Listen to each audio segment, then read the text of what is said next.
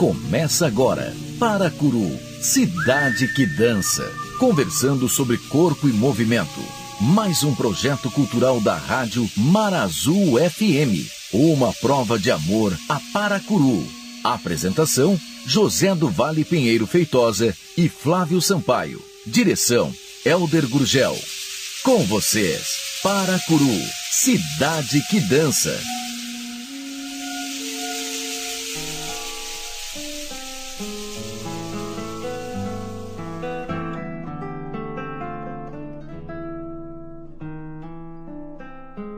Da foz do rio Curu à foz do rio Siupé, há um universo de areias brancas, uma costa marinha alcantilada, enseadas, lagoas, planícies numa ponta de areia que costuma pescar navios. Uma vegetação multiplicada de frutas agrestes, muricis, guajirus, ubaias, guabirabas, cajus e lagoas temporárias, como as frutas das estações.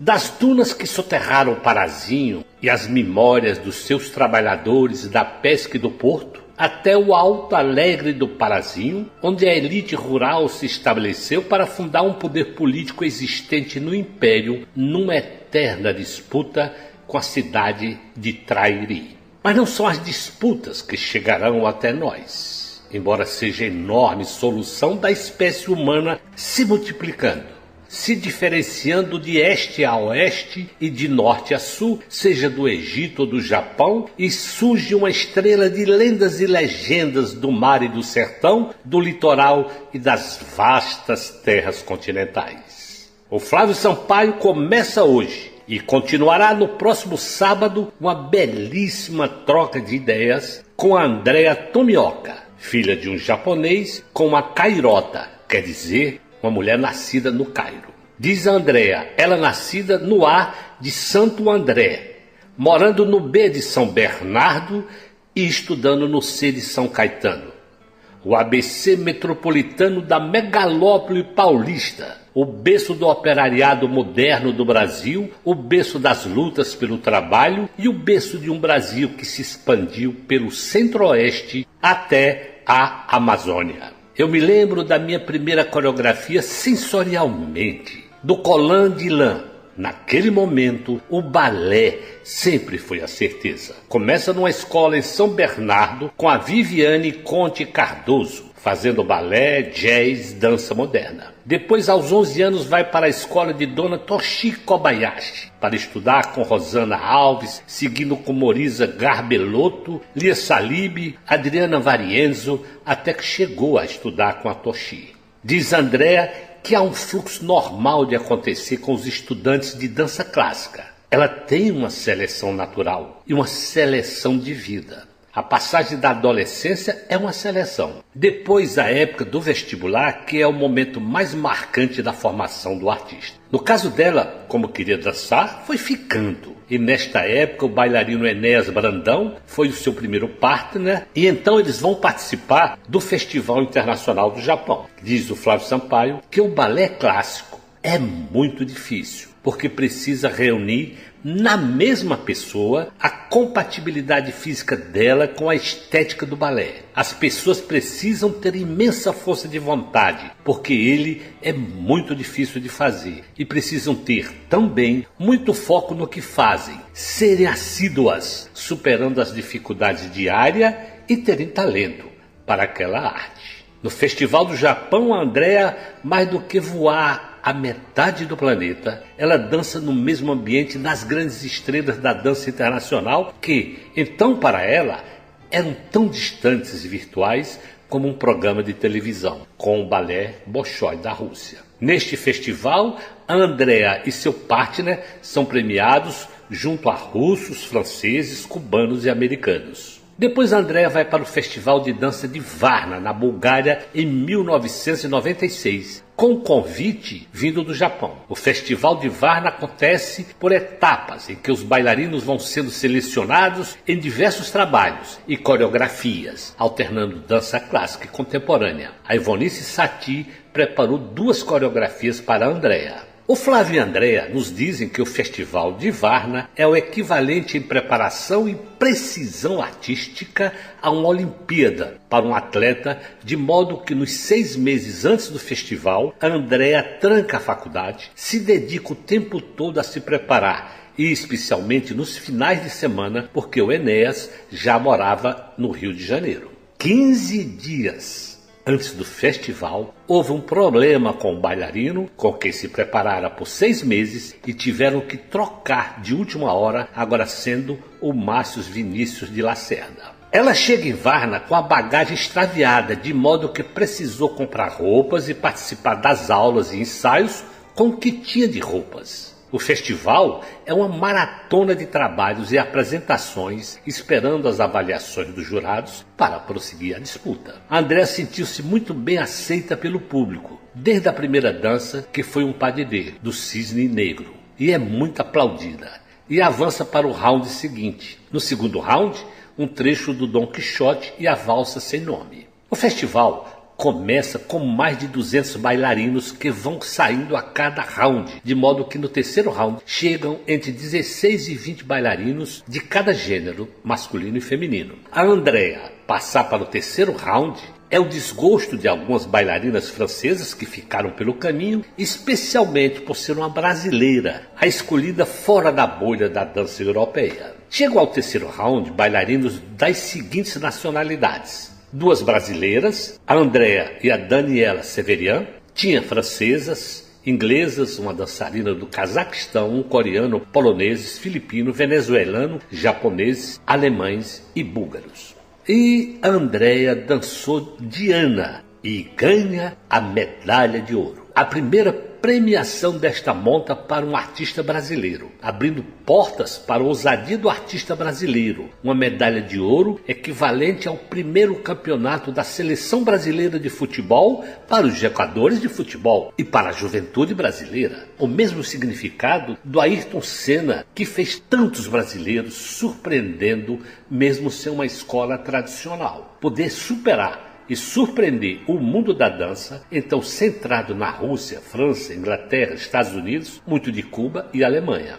E diz a Andréa: a dança nunca foi centrada na minha pessoa. As minhas orações para conseguir subir patamares da dança sempre foram para nós, nunca para mim. Tratou de se colocar à disposição da dança, à disposição da arte, do sublime, à disposição da plateia. Queria compartilhar com a plateia o prazer de estar em cena, não apenas da coreografia, não do giro, da perna. Queria compartilhar o lugar da cena em face da plateia. Nunca foi pela conquista de uma medalha, foi pela representação do Brasil. Ama muito esse país. Diz ela: esta medalha nunca encarei como minha. O Brasil tem muito o que se fazer e por isso às vezes sofro tanto. Em Varna, eu nunca fui apenas eu. Sempre esteve muita gente comigo, muita gente perto e até em proteção. Ela tem um sentido de gratidão, ganhou a medalha e bola para frente, que tem muito o que fazer ainda no Brasil. Uma grande solenidade. Ela e o italiano apagam a tocha do festival e recebem a premiação de personagens mitológicos da dança mundial do século XX. Retorna ao Brasil com o reconhecimento. Compara a quando partira, sem ainda ser muito conhecida. E Andréa Tomioka viaja o Brasil com grande satisfação, pois tinha tanta vontade em conhecê-lo. Aqui, Paracuru, cidade que dança.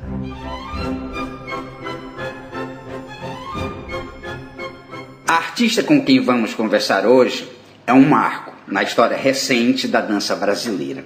Bem-vinda a Paracuru, Andréa Tomioka. Que felicidade poder ter você nessa cidade, que as pessoas da cidade possam conhecer um pouco mais da tua trajetória artística. Oi, Flávio. Oi para todo mundo. Nossa, felicidade é minha, um prazer gigante, uma honra estar aqui com você, com vocês. Eu já estou feliz, assim, tipo, só de estar. Nós também estamos felizes de te ter com a gente. André, vamos começar assim, explica para os nossos ouvintes esse sobrenome Tomioka, não é comum, né? De onde vem? Ai, que ótimo. Bom, Tomioka, na realidade, o meu Tomioka é erradinho, eu já vou avisar, porque o meu Tomioka escreve com TH, só que foi erro de registro. O meu Tomioka é japonês, eu sou filha, sou brasileiraça, porque na década de 70 só no Brasil poderia acontecer uma miscelânea dessa. Papai é filho de imigrantes japoneses, ele é nascido aqui no Brasil, mas por uma questão geográfica. E aí daí é onde vem o Tomioka. Não tenho o sobrenome da minha mãe, mas que por curiosidade, minha mãe é nascida no Cairo. E vocês não têm ideia da mistura que deu, da mulher linda que é a Andréa Tomioka. Vocês não conseguem ver a imagem, mas vocês não têm ideia da mulher linda que é. Andréa, vamos falar um pouquinho da sua infância, a cidade que você nasceu, um pouquinho da sua infância e como é que a dança chega na tua vida.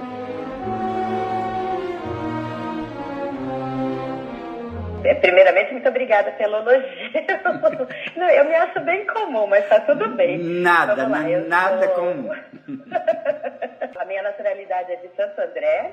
Para quem não sabe, Santo André é um dos ABCs, é o A do ABC, né, que é da região metropolitana de São Paulo. Eu nasci em Santo André, morei a minha vida inteira no B, que é em São Bernardo, e fazia balé no C, que é São Caetano. Então eu sou bem ABC. Tive uma infância bem tranquila. Na minha visão é ótima, né? Se perguntar para o meu pai e para minha mãe, acho que eles não vão me dar razão, mas tá tudo bem. E eu entrei no balé com 3 anos, justamente porque hoje tem vários rótulos, né? Mas é porque eu era hiperativa, né? Uhum. Então, apesar de fazer um monte de coisa, foi no balé que finalmente meus pais conseguiram me fazer acalmar um pouco. Quer dizer que o balé para você ele tinha um outro sentido. Porque para algumas pessoas ele provoca uma coisa contrária.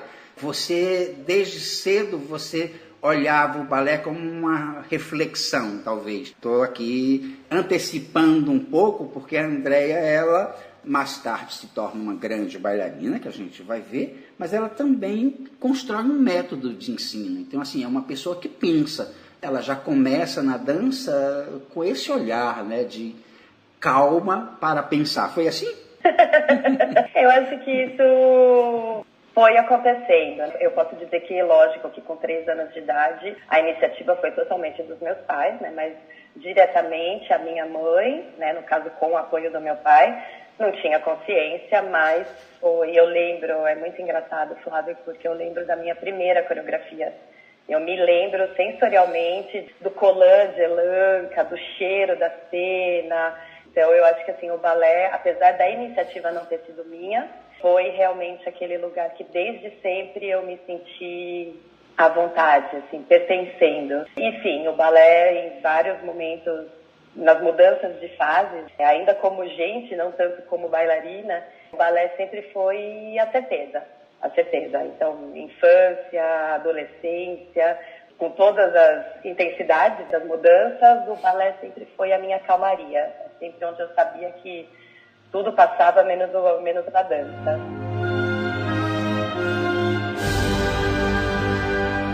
Era o teu momento com você mesmo. Me conta uma coisa, quem são os seus primeiros professores? Com quem você começa a estudar? Vamos lá, eu comecei numa escola lá em São Bernardo, que é a Tia Vi, a Viviane Conde Cardoso, que primeiro ela começou a dar aula na EMEI que eu fazia parte, né, lá no ensino infantil ainda, que era meio que aquelas aulas em contraturno, né. Eu nem tinha entrado ainda no prézinho, mas a minha irmã já estava no pré, que eu tenho uma irmã queridíssima, 3 anos mais velha, ela já estava no pré. Aí essa professora começou a dar aula lá na EMEI, e a minha mãe falou, opa, é aqui mesmo que eu vou colocar a Andréia. Depois essa professora abriu uma escola particular, aí eu fui com ela, fazia tudo, fazia balé, fazia jazz, fazia dança moderna, a gente tinha um grupo de dança, fui crescendo, e aí quando eu tinha mais ou menos 11 anos, eu fui para a escola da dona Toshi Kobayashi, grande mestra. A princípio, porque a minha mãe estava interessada que eu fizesse exames da Royal, né, da Royal Academy of Dancing.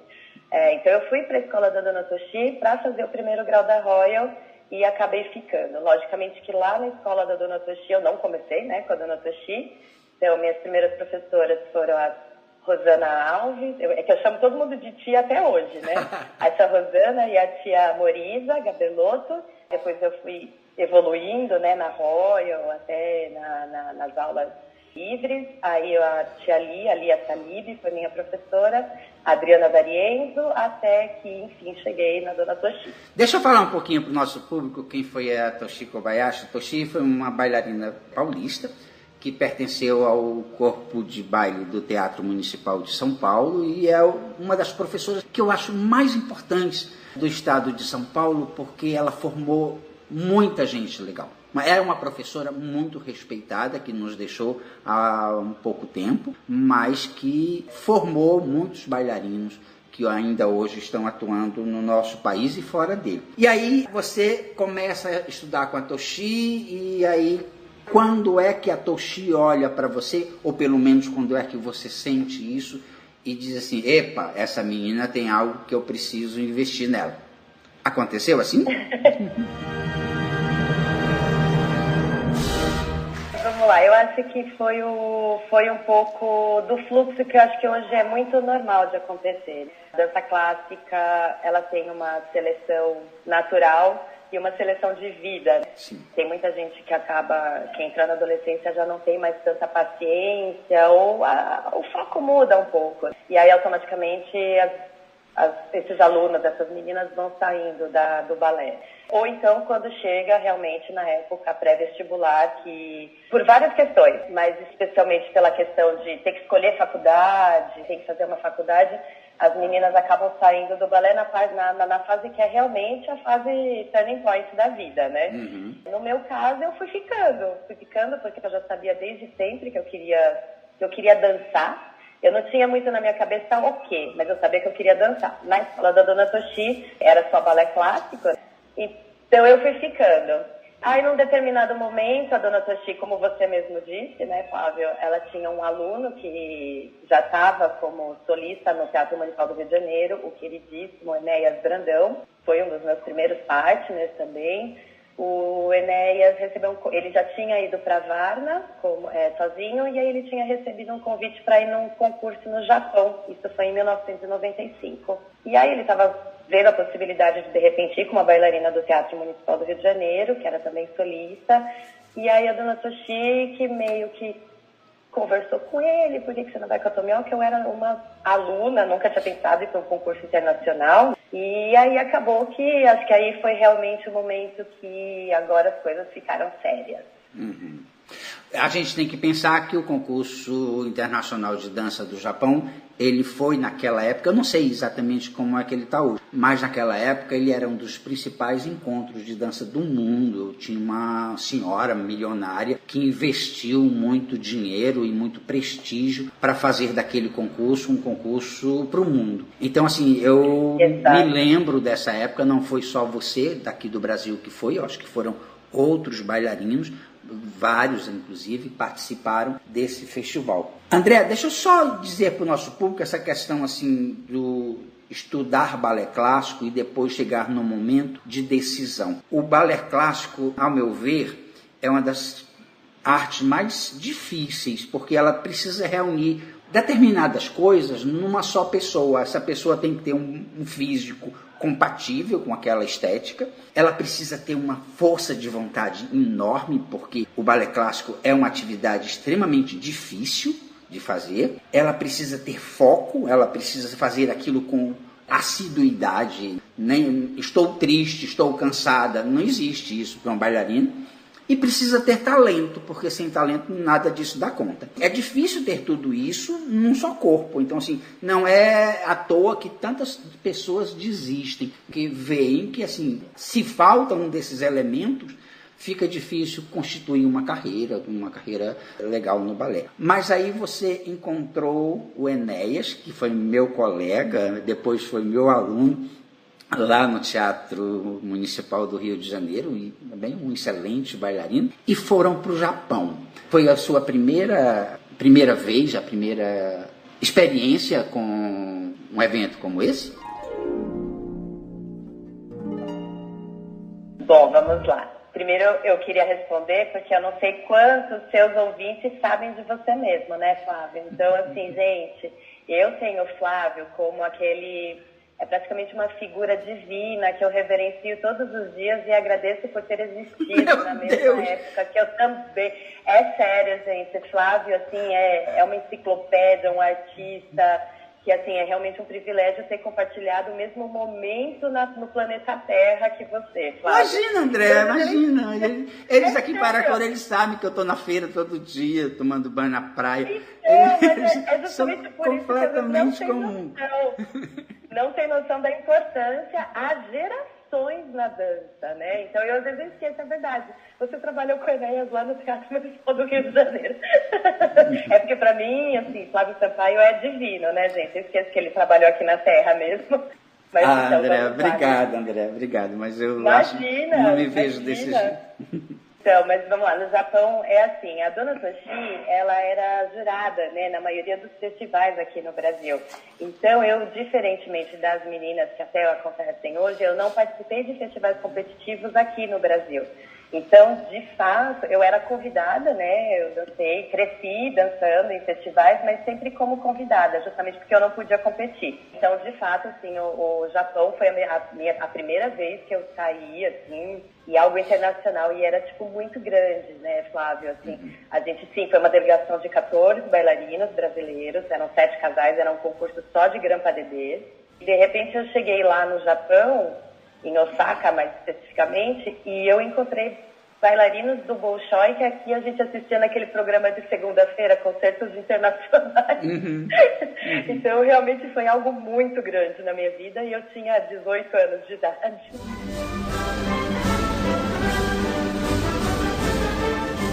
André, como é que foi a recepção? Assim, geralmente nesses festivais, os bailarinos eles ficam mais ou menos juntos, eles fazem aulas juntos, tem ensaios, né? Há todo ali um momento em que eles se encontram. Como é que você sentia que os bailarinos russos, por exemplo, que tem uma grande tradição na dança clássica, a delegação da França, por exemplo, que é onde a dança clássica se desenvolveu, como é que eles viam o Brasil? Como é que eles viam os bailarinos brasileiros num concurso como esse? Bom, no concurso em si, o ambiente era bem profissional. Então, sempre, né, a gente sai do Brasil, a gente tem algumas nacionalidades que são mais semelhantes, né? Então, cubanos, até pela tradição, né, da gente sempre ter tido cubanos aqui no Brasil. Cubanos, eles normalmente, assim, tipo, fazem a irmandade, né, dos brasileiros.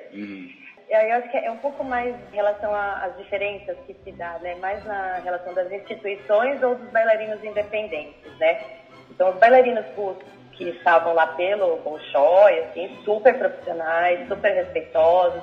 Tinha casal também que era da Ópera de Paris também, assim, realmente foi um ambiente muito gostoso, de muito aprendizado, inclusive. Dessa maneira de se forçar não só no palco, mas durante toda essa rotina.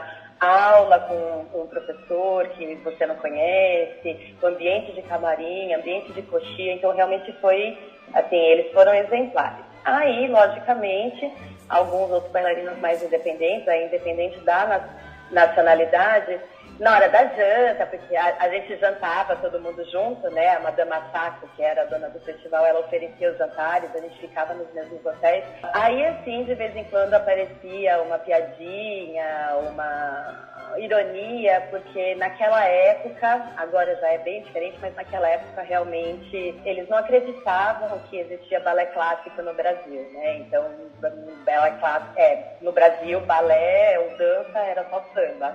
E a gente ouvia umas piadinhas de um ou de outro, mas... Normal. Faz parte, né? Normal. Eu te fiz essa pergunta porque, assim, teve uma época no Brasil em que saíram alguns bailarinos, como a Ivone Meia, a Márcia Aidê e outros poucos bailarinos, e dançaram em grandes companhias europeias. E depois passou um tempo sem que isso acontecesse. E um pouco antes desse evento, ou durante esse tempo do Festival do Japão, um grupo de bailarinos brasileiros foi para a Europa e dançaram às vezes em pequenas ou médias companhias na Alemanha, na Suíça, principalmente nesses dois países. Então foi um momento em que os bailarinos brasileiros começaram a sair, mas assim, muito timidamente. Eu quero construir um pensamento com você, porque nesse tempo nós ainda não éramos vistos na Europa como sendo capazes de dançar balé. Então as pessoas nos viam dançando samba, nos viam de uma forma como se vivêssemos numa selva, arrodeados de onças pintadas e grandes cobras. Era assim que as pessoas lá viam a gente. Mas assim, possível de fazer um papel, um personagem da cultura europeia, eles não achavam que nós éramos capazes. Por que eu estou te dizendo isso? Porque daqui a pouco você vai nos contar de Varna. E eu queria saber, entre esse primeiro festival do Japão e Varna, quais os outros festivais que você foi e como é que foi, o que foi que aconteceu com você nesse festival específico do Japão?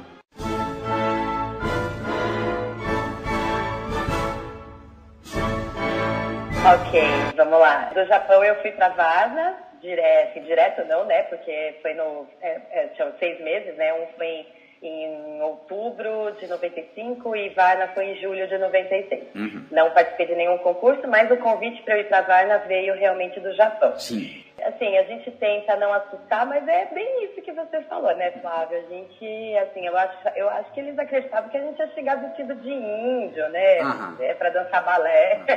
Eu não sei o que o pessoal lá fora pensava, mas também vale ressaltar que, assim, é numa época que hoje talvez seja um pouco difícil para algumas gerações entender que a gente não tinha nem celular ainda, né? Uhum. Quando eu fui para Varna, Japão não, porque já tinha família, né? Mas quando eu fui para Varna, eu tive que buscar no Atlas para saber onde ficava Varna. A gente não tinha internet, assim, tão acessível. A gente buscava, assim, em livro, para saber para onde a gente estava indo, né?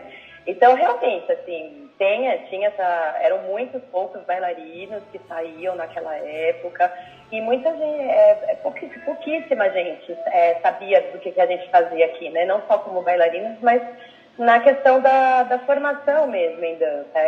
Hoje ainda é desconhecido. Por que a gente carrega tanto, até a gente mesmo, né, brasileiro, carrega tanto que a formação de lá é melhor do que a daqui. Uhum. Porque acho que nem aqui a gente sabe que tem formação boa, né? Sim, sim. Mas, bom, enfim, no Japão... Então foi essa diferença, eu achava que tinha sido uma diferença de tempo mais larga, maior, entre o Japão e Varna. Deixa eu falar um pouquinho para os nossos ouvintes o que é que significa Varna. Varna é uma cidade na Bulgária, na beira do Mar Negro, e que tradicionalmente na história da dança faz o festival mais importante de dança do mundo. Você participar do Festival de Varna já é uma nota enorme na sua bagagem. Participei do Festival de Varna, só em ter participado já é uma grande coisa. Você ser selecionado já é maravilhoso. E nesse Festival de Varna, que é um festival competitivo que acontece, passaram, eu acredito que todas as estrelas, ou quase todas as estrelas do balé internacional da Rússia, da América, da Europa, da França, Sylvie Guillem, Baryshnikov, Vladimir Vassiliev, Ekaterina Maximova, Manuel Alegria, Elizabeth Platel, Natália Makarova, meu Deus, é um monte de gente, né?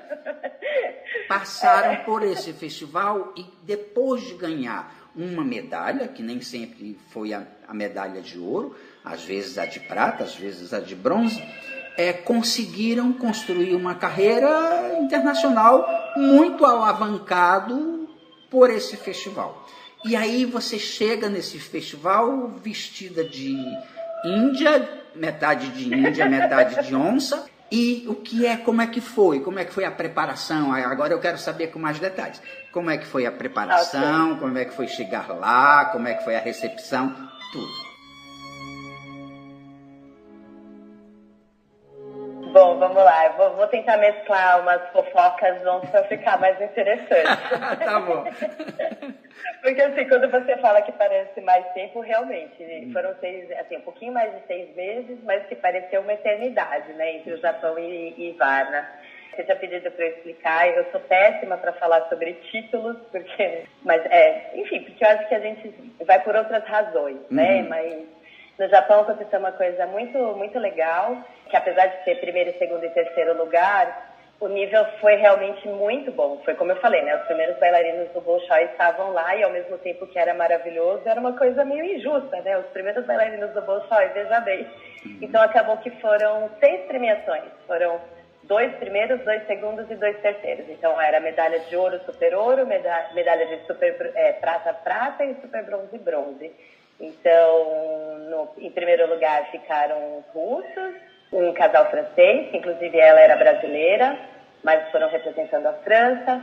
Em segundo lugar ficou outro casal de russos e os primeiros bailarinos do Balé Nacional de Cuba. E em terceiro lugar ficamos eu e o Enéas, pelo Brasil, e os bailarinos do American Ballet Theatre, americanos. Inclusive ela estava com o Sejong Shot da Cynthia Harvey, que eu quase agarrei na hora que ela pediu pra eu fechar. Na hora que eu fui fechar, eu olhei lá dentro escrito Cynthia Harvey, gente.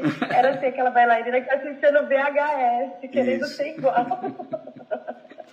E que era uma das poucas que a gente via nos vídeos, nos poucos fitas VHS que chegavam ao Brasil, né? Era ela dançando com Baryshnikov. Ela com Baryshnikov, exatamente. A fita já estava até gasta, até tremia, né? Isso. Porque a gente assistia tanto, enfim. Aí, na volta do Japão, realmente foi quando a dona Toshi sentou comigo, né? E falou sério, né? Porque passado esse deslumbramento, né? Da primeira viagem, ela falou, não, Varna realmente é uma coisa séria.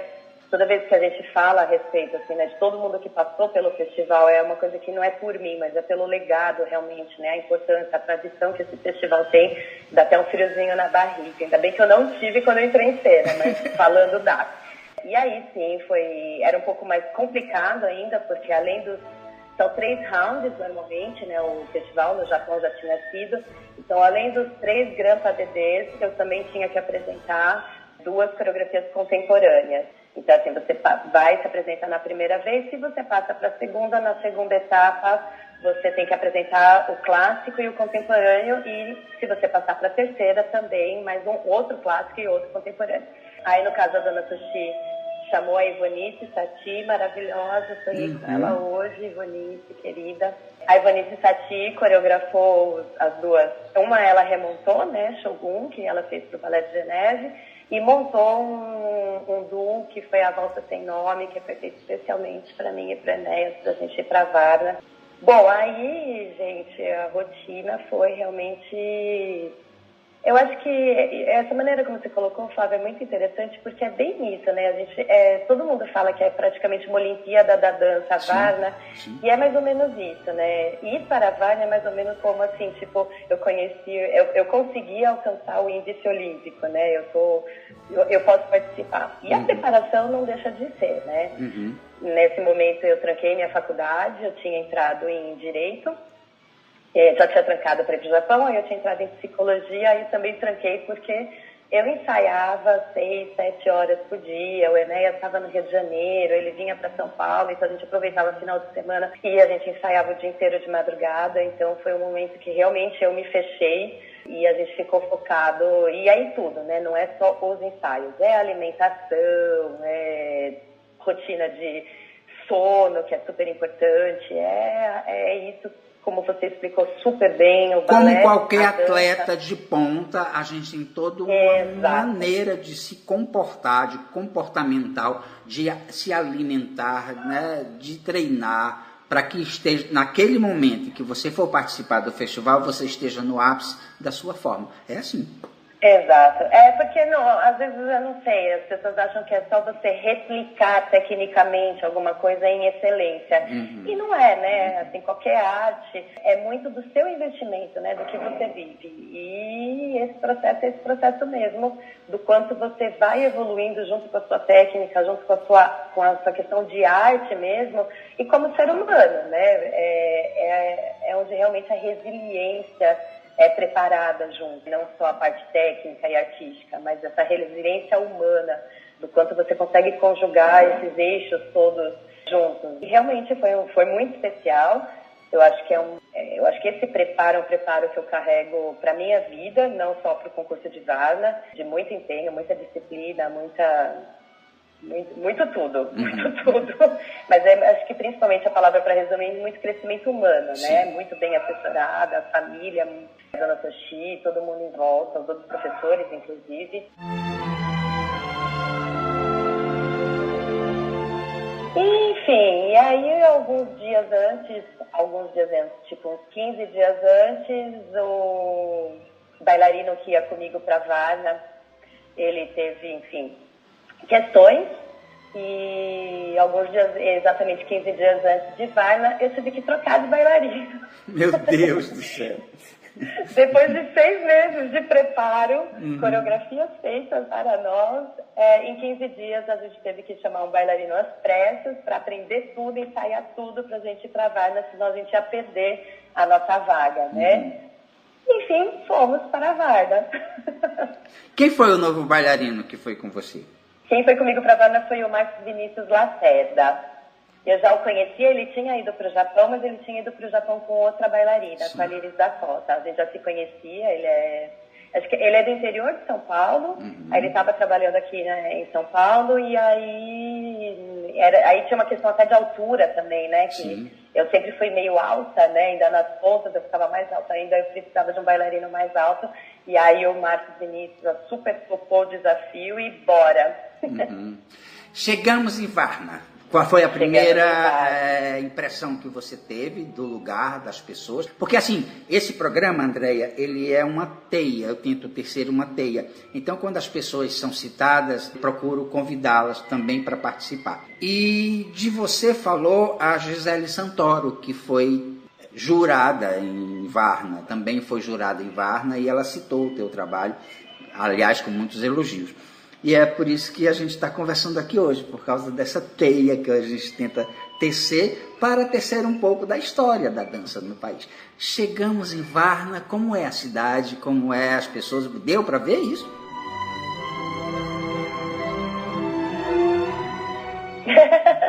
Ai, que delícia, essa rede é uma delícia, né, de perceber que a gente pertence a um universo gigante, mesmo que a gente não conviva com as pessoas, né? Um beijo para dona Gisele Santoro, uma querida, também um legado importantíssimo na dança, né? Vai, na primeira memória que eu tenho é que minhas bagagens foram extraviadas. A sorte... Meu Deus do céu! Gente, assim, é muita humanidade envolvida, né? Não é só porque a gente dança que o mundo é de princesa, ao contrário, né? Eu cheguei em Varna só com a bagagem de mão. A sorte que a dona Sushi tinha uma superstição e ela não me deixava despachar de jeito nenhum meus tutus e minhas sapatilhas de ponta. Então, as sapatilhas de ponta estavam e os meus tutus e os blusões, que é o figurino, né? Que são os figurinos que a gente dança, na mão. Era tipo assim, quase 15 quilos de tutu e sapatilha de ponta, sem farinha. Embaixo do braço. Embaixo do braço, literalmente. Pelo menos sapatilha de ponta a gente tinha e roupa para dançar. E sim, DAT, rolo, né? Porque não tinha Bluetooth nem Spotify na época, né? Enfim, aí a gente ficava com isso, mas eu tive que comprar roupa, porque a gente ficou 5 dias sem roupa até as malas chegarem.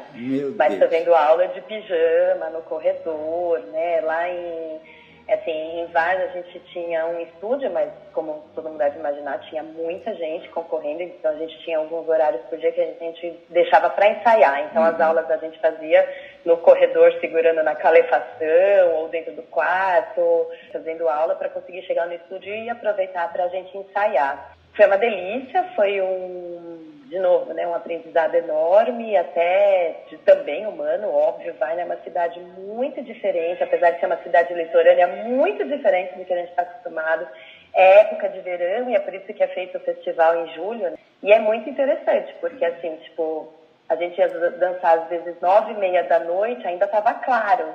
Anoitecia, assim, muito de madrugada. Então, e a cidade fica num momento super turístico, então o festival acaba sendo, apesar de ser competitivo, né, pra gente, profissional, ele acaba sendo uma programação para as pessoas que estão em turismo.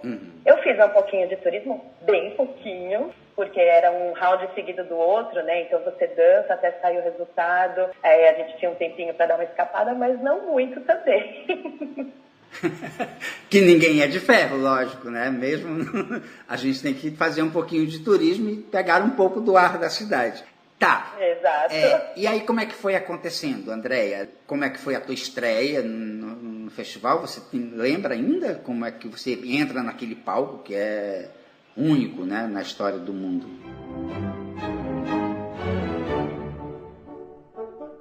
Eu acho que o palco icônico lá de Varna é o Open Air, né, como eles chamam, que é gente, parece um Olimpo, né, porque é um palco aberto, ao ar livre mesmo, e é num parque que é, então assim, tipo, toda a parte de trás e o ao redor, ele é semi-arena, é de floresta, então realmente é uma coisa quase mitológica aquele palco, né, e é lógico que assim que a gente chegou a gente foi ver, mas a gente só dançava nesse no terceiro round, então precisava dançar passar do primeiro para o segundo e do segundo para o terceiro para a gente conseguir dançar nesse palco maravilhoso, né?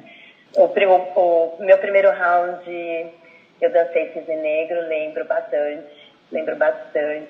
Era num ginásio gigante, a gente não via a plateia, porque era bem longe o palco da plateia, a gente só via os jurados, eram muitos jurados. E eu lembro que foi bem interessante, porque a gente tinha uma regra, né, que o festival é enorme, né, então até para acelerar a gente só podia fazer uma reverência. Então acabava o padedê, uma reverência, variação, uma reverência, coda, uma reverência e já vaza, porque tem que chamar outra pessoa, né? E já desde a minha primeira apresentação, isso eu vi inclusive outro dia, eu voltei 3 vezes para agradecer, morrendo de vergonha que eu estava me sentindo descumprindo o regulamento. Mas a plateia não parava de aplaudir. Como eles não paravam de aplaudir, não anunciava o próximo candidato. Então, eu confesso que desde a minha primeira apresentação em Varna, eu me senti muito à vontade, muito bem recebida. Foi realmente uma experiência muito, muito além assim, do que eu estava, acho que, esperando, preparada.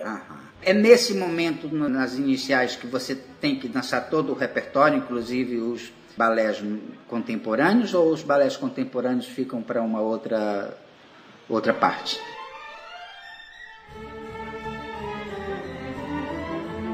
Ficam para os outros rounds. Então, assim, no primeiro eu dancei só Cisne Negro, é ótimo, né? Poxa vida! Sim. Eu dancei apenas o Grand Pas de Cisne Negro e a gente ficou lá esperando, tal, nananã. Aí a gente passou para a segunda fase, para o segundo round. Aí no segundo round eu dancei o Grand Pas de Don Quixote e a Valsa Sem Nome. Aí a gente esperou mais um pouquinho, até todo mundo dançar. Um pouquinho são dias, tá, gente? São dias. O resultado sai às vezes 3 horas da manhã no hotel. Aí é uma gritaria ou choradeira, enfim. E aí no terceiro round eu dancei Diana, porque foi especialmente, né, escolhida para ser dançada Diana, que é uma deusa grega, né? Para ser dançado justamente no Pené, junto com Shogun. E é isso. E aí é lógico que a gente está dançando o primeiro, mas já ensaiando o segundo e o terceiro, porque se passar já tem que estar pronto, né? Me fala uma coisa, você tem uma ideia de cada round, cada etapa, quantos bailarinos saem da competição? Você tem esses números ou não? Assim, do primeiro para o segundo, é que assim, lá em Varna, diferente do Japão, lá em Varna a numeração ela é total, né? Só que é separado júnior e sênior. Então, assim, é um pouco mais difícil de entender quantos tinham. Mas são mais ou menos tinha uma média entre 270 a 300 competidores. Eu era em Varna, eu fui número... Acho que não lembro que número eu fui. 77. No Japão eu fui 32.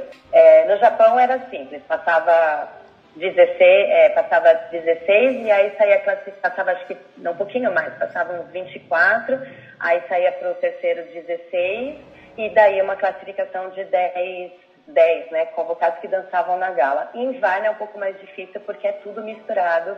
Então a numeração segue, então eu não tenho ideia, mas são muitos. Não tenho ideia justamente porque são muitos competidores.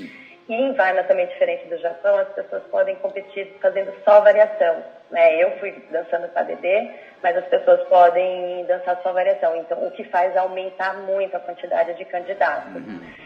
Do primeiro para o segundo, sai bastante gente, mas ainda fica bastante gente. O grande lance é do segundo para o terceiro. Do segundo para o terceiro round, aí realmente despenca. Eu acho que vão só no máximo entre 16 e 20 de cada um, né? Sênior feminino, sênior masculino, júnior feminino, júnior masculino. E aí foi que realmente, aí momento também de desabafo, fofoquinha para o pessoal dar risada. Ali em Varna eu tinha algumas competidoras francesas da Ópera de Paris e que elas realmente ficaram com bastante raiva de uma brasileira ter passado para o terceiro round. Meu Deus, e elas não.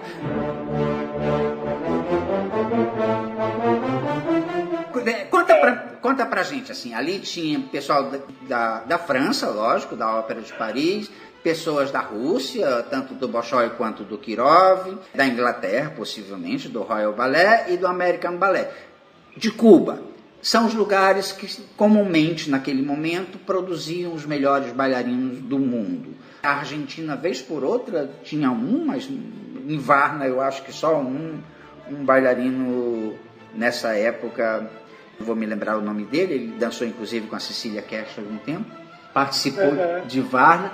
Me fala assim, quando chega no terceiro round, quando chega nessa terceira fase, quais as nacionalidades que tinha naquele momento? A gente tinha, que assim, tem as bailarinas e as representações, né? Sim. Nessa edição que eu fui em Varna, a Severian também estava, que é uma outra brasileira também maravilhosa. Desculpa, não entendi quem. Você pode repetir? A Daniela Severian, que ela estava em Wiesbaden na época, e ela foi para Varna competir. Ela passou, foi uma outra brasileira que também passou. A gente tinha francesas, a gente tinha inglesas, a gente tinha uma Cazaquistã, tinha algumas nessa edição de... É que em Varna realmente é muita gente, né? Então, tem coreanos, eu lembro de, inclusive, tem um coreano que era primeiro bailarino da Coreia, da companhia lá na Coreia do Sul, que tinha competido no Japão com a gente também, ele estava lá, polonês também, filipinos, venezuelana tinha, argentina não lembro na minha edição, tinha uma venezuelana, sim, muitos japoneses também, alemã e búlgaro.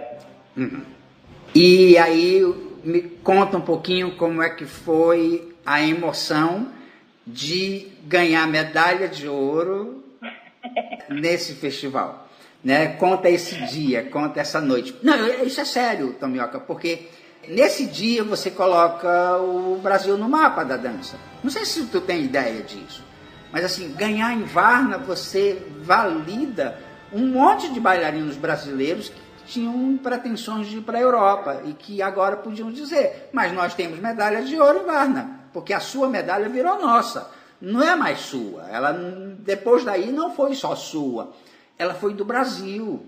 Então assim, nós bailarinos brasileiros tínhamos um orgulho enorme, você não faz ideia no Teatro Municipal, quando isso aconteceu, do orgulho mesmo. E olha que a nossa classe nem é tão unida assim, mas assim, a gente dizia, poxa vida, mas essa menina, como é que ela faz isso, né? Como é que ela consegue? Porque pra gente isso era impossível. Nós não tínhamos tradição, nós não tínhamos uma boa escola, nem escola nós tínhamos, aliás não temos até hoje, escola no sentido de regras de comportamentais dentro do estudo da dança. Mas você vai lá e você desbanca esse povo todo, né? Do Bolshoi, do Kirov, da Ópera de Paris, do Royal Ballet, do American Ballet Theatre, que eram lugares como o Olimpo pra gente, Andréia. E você traz uma medalha de ouro para o Brasil. Como é que foi isso? Como é que foi isso na sua cabeça? Ai, vamos lá, agora estou chorando oficialmente. Ai, Flávio, é óbvio que parte de mim tem noção do tamanho disso, Mas é engraçado que, assim, essa foi a pergunta que mais me fizeram e é que eu acho que eu nunca vou conseguir responder, de verdade, né? Porque eu acho que desde antes de chegar em Varna, eu acho que isso é uma coisa que aconteceu naturalmente. Eu sei que não é... Às vezes é um pouco subjetivo falar, às vezes as pessoas não conseguem entender, mas a dança, para mim, desde o momento que eu decidi ser bailarina, para mim ela sempre foi conjugada em nós mesmos, né? Ela nunca foi minha, a dança nunca foi minha. Inclusive, assim, durante a minha trajetória, a gente vira e mexe e fala, eu ficava nervosa. Não, eu nunca fiquei nervosa para entrar em cena. Eu sempre rezo para não quicar, para não derrubar a bailarina. As minhas orações, desde que eu me conheço de bailarina, né, conscientemente, elas sempre foram para nós. Eu sempre me coloquei em cena, não porque alguém disse, mas era a minha necessidade de, quando eu entrasse em cena, de me colocar à disposição da dança, à disposição da arte, à disposição do sublime, à disposição da plateia. A única coisa que eu pedia era para que eu podia quicar pirueta, qualquer coisa, podia dar tudo errado, mas eu queria que a plateia conseguisse compartilhar de um pouco daquilo que a gente não consegue nomear, do que é estar em cena, e que às vezes as pessoas nunca têm esse prazer de poder sentir isso. Eu queria compartilhar daquilo com a plateia. Não da coreografia, não do giro, não da perna, mas justamente esse lugar que a gente não verbaliza. E em Varna não foi diferente. Apesar de ser um concurso, apesar de eu saber do tamanho, porque essa maneira de entrar em cena, ela sempre foi igual para mim. Com o meu alto grau de exigência, óbvio, né? De autocrítica, de, enfim, disciplina, do que eu tenho de responsabilidade. Mas nunca foi por uma medalha, ela sempre foi pela nossa representação. E eu sou extremamente patriota, eu amo muito o Brasil, por isso que eu sofro tanto com o Brasil como um todo, especialmente na arte, na dança, porque inclusive eu optei em ficar no Brasil, eu dei uma breve escapadinha, mas voltei porque tem muita coisa para fazer aqui. E eu acho que a medalha, para mim, ela nunca foi minha. Acho que a dona Toshi achou a medalha mais dela do que eu mesma, por merecimento, óbvio. Mas porque eu nunca fui eu, né? Assim, tipo, sempre foi muita gente comigo, muita gente perto ou até em proteção, para me fazer chegar em Varna. Então, realmente, essa medalha, ela, acho que, mais até do que euforia, título, tarará, ela vem num sentido de gratidão, é nossa, e agora bola pra frente, que tem muito o que fazer com essa medalha, sabe? Assim, tipo, muito o que fazer para trabalhar, né? E como é que foi na hora de receber essa medalha? Quem foi que te entregou? Você lembra? Porque eu se fosse comigo, eu ficava tão nervoso que eu ia ter um apagão e eu não ia lembrar de nada.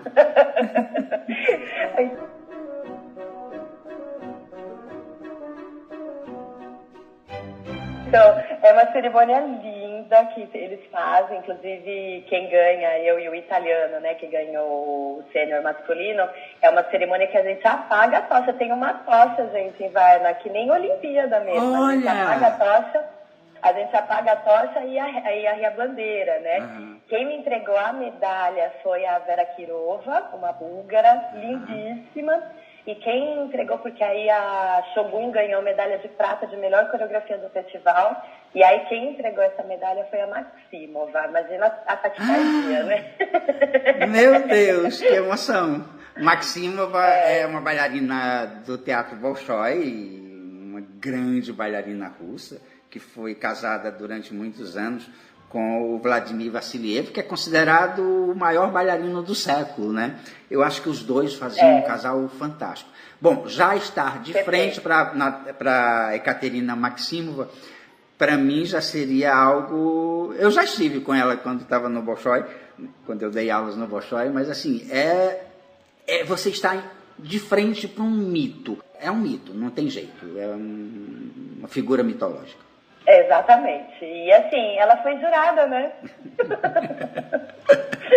Então, realmente, assim, foi... Assim, imagina, gente, ser julgada pelos nossos mitos, né? Pelas nossas referências. Realmente... É muito grande. Ainda bem que a gente não tem consciência na hora. Eu acho que eu não tive, pelo menos, consciência na hora, né? Porque, imagina, falando agora me dá nervoso, ainda bem que eu nunca fiquei nervosa para dançar. Mas olha, eu confesso que apagar a tocha foi algo assim, tipo, eu me senti importante. Nossa Senhora. E com bandeira e tudo, deve ter sido maravilhoso. Você lembra quem foram os jurados do seu ano? Esse ano foi 1996, né? Eram bastante, mas eu lembro que eu não vou lembrar de todo mundo, mas assim, tinha... E também é muito interessante porque esses concursos, eles são bem equilibrados, né? Então, assim, tem gente de todos os países. Então, russos, a Vera Kirova, que é búlgara, tinha um outro búlgaro que era diretor do Balé Nacional de Sófia, Madame Asako Oya, que era dona do festival, também era jurada, tinha outros japoneses. Nesse ano não tinha brasileiro, normalmente a dona Gisele fazia júri ou a dona Elba Nogueira, né? Fazia a Dalau Ascar também já foi júri uma vez. Também fez júri, exato. No meu ano não tinha jurado brasileiro.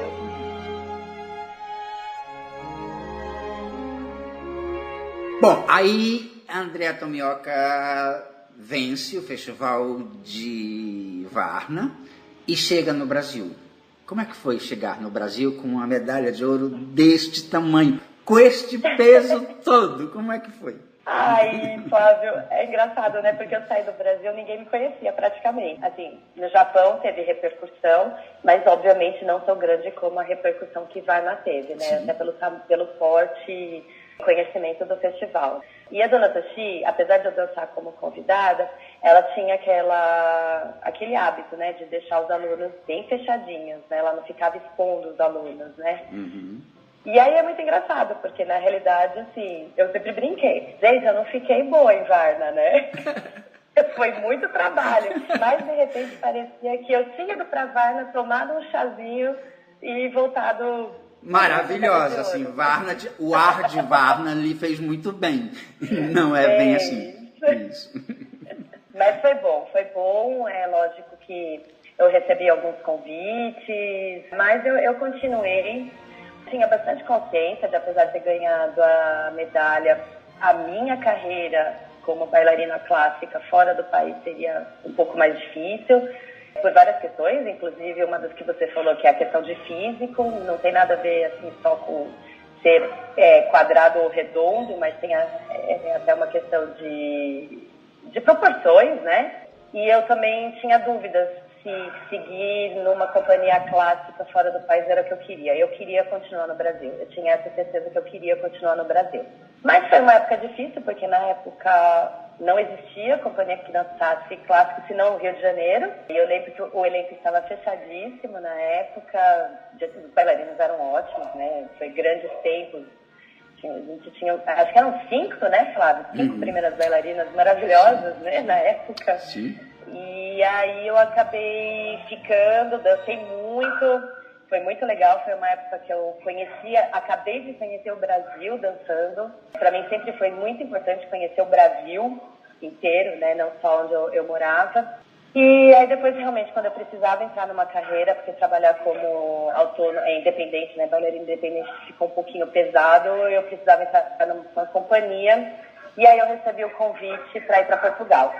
Que aí eu fui dançar com o Vasco Elenkamp em Lisboa. Mas isso, Andréia, a gente vai falar num outro programa, porque foi tão deliciosa a conversa sobre Varna que deu um programa inteiro. E se você tiver tempo de gravar, a gente faz um outro programa com você. Porque a gente precisa contar agora um outro momento da Andréia, que é trocar todo esse prestígio. Não trocar, eu acho que a gente não troca coisas. A gente adiciona, a gente vai se modificando, porque graças a Deus a gente muda todos os dias, não é, André? Então, assim, no próximo programa, no próximo sábado, vocês terão novamente Andrea Tomioka.